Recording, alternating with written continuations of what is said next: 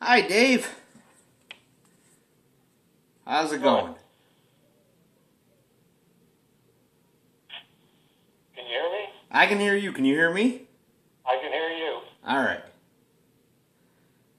Okay. Thank you for sending me the facts with sort of an outline of what we're going to do. Um, Talking about the dark class, deadly class thing, that was a weird one because definitely I was talking to a guy that works on the show, and he was calling it dark class. So you were the one that first identified it for me as a comic book. Have you been buying it all along? My friend Nick buys comics by pretty much the truckload and lends me everything. So how many issues has there been? It's there's 6 trades. I think it's 6 issues per trade, so probably in the 30s. Oh, how about that? So have you been keeping up with it?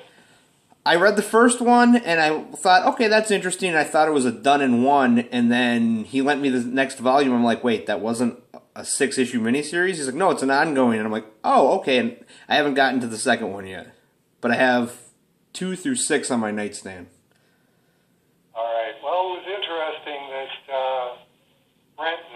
Nancy talked about us on Comic Shop website. It compelled me to go back and go, when did the Comic Shop advertise in Cerebus?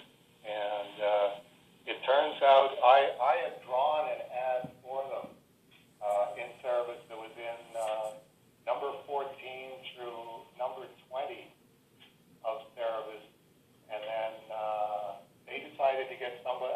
They got, I think, George Metzger to do an ad for them, and that was in issue 21 to 26. So they were there for one full year, Okay. and it's definitely a positive association comic book store for me. Always had good signings there. I was you wrote on here on Diana Schutz's comment. So make of that what you will. And I wrote my little note here. What do you make of it?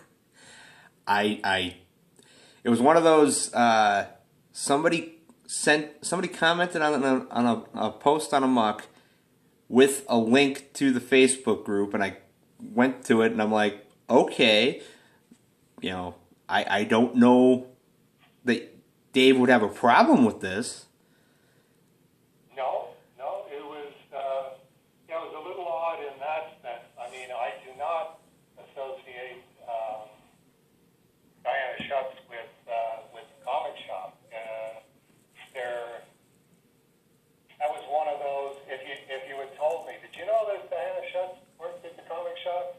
I would probably have said, yeah, I knew that, but you never know if you're just giving yourself a false memory of some kind.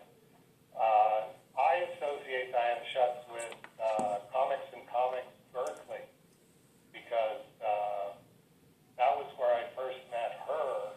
Was when Denny and I were on the U.S. tour, and I went and checked that too. That was October 21st, 1982, and I got I dug out the photo of Denny and Diana and I at Comics and Comics Berkeley, and I got Rolly to scan it, and he will be emailing it to you. I do have it. He sent it yesterday, I think.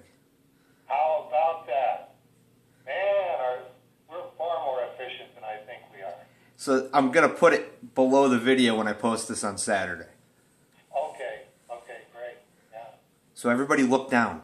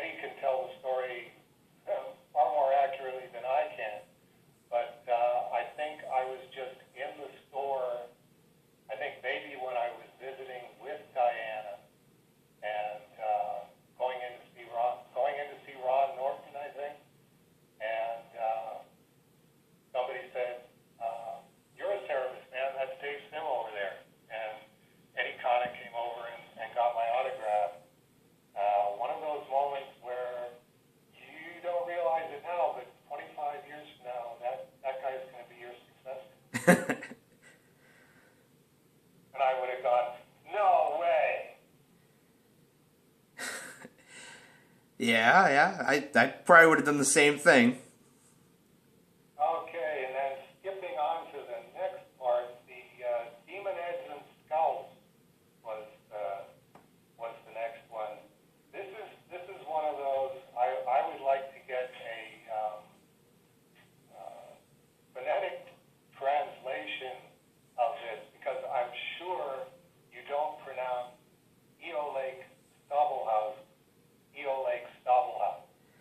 Probably not, but that's how I've been pronouncing it in my head when I read it. Right, which is like the old John Buscema submariner, all that kind of stuff that we all did as kids. So if you can ask Eola Cave or Eolaki or Eel Lake, how we're all supposed to pronounce that in our head when we see it, that would be deeply appreciated. Okay. Also deeply appreciated is the fact that Margaret went and found the answer on the Demon Heads and Skulls. I don't have a lot to add to what she found, and that's great to me. That's one of those. I'm hoping we're working towards the point where with the old blog and mail post and the Yahoo groups of five questions,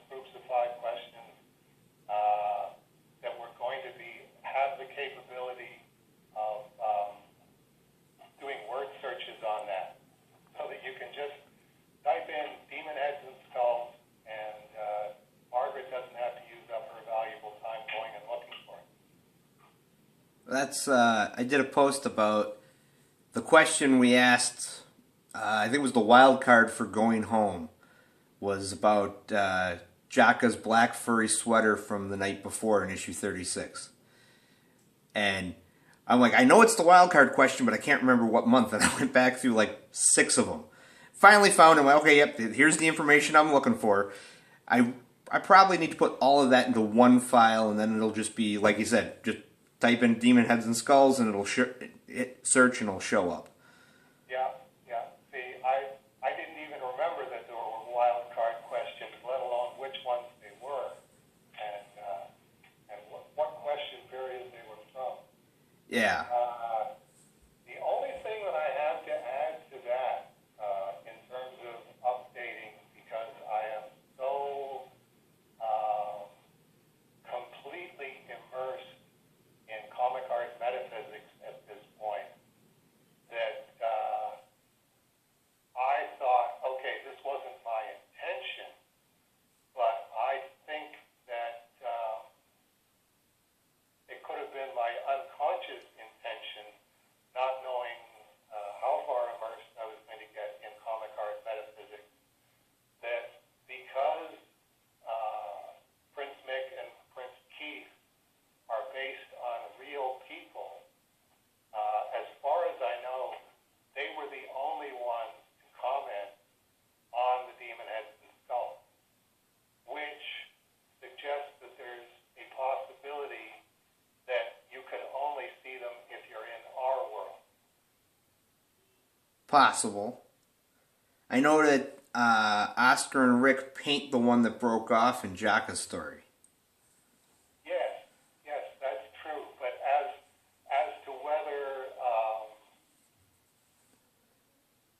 As to whether they knew it was a demon skull or just a rock. actually, that would apply as well, because Oscar was in our world. Oh yeah, you're right. So, and I don't think Rick ever let on that he even knew it was a demon head or a skull or whatever. Yeah, I think he was just doing what Oscar was doing. Yeah. Just being the charming young neighbor. That's starting next year at the beginning of the year. I'm going to reread the series with a notebook, and anything I find that I have questions on, anything that, odd coincidences or things I forgot, I'm going to start making notes, and then I'm going to do a reread of, okay, since I'm in charge now, everything I need to remember. There you go. If anybody is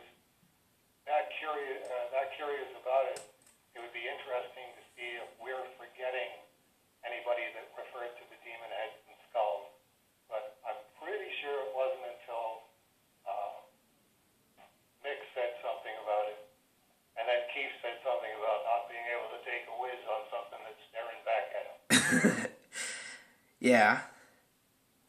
I mean, the only other person that mentions him is Cerebus when he's with the Carrot when they're ascending, but at that point, it's earnest nonsense, so... Yeah, that was definitely through the looking glass.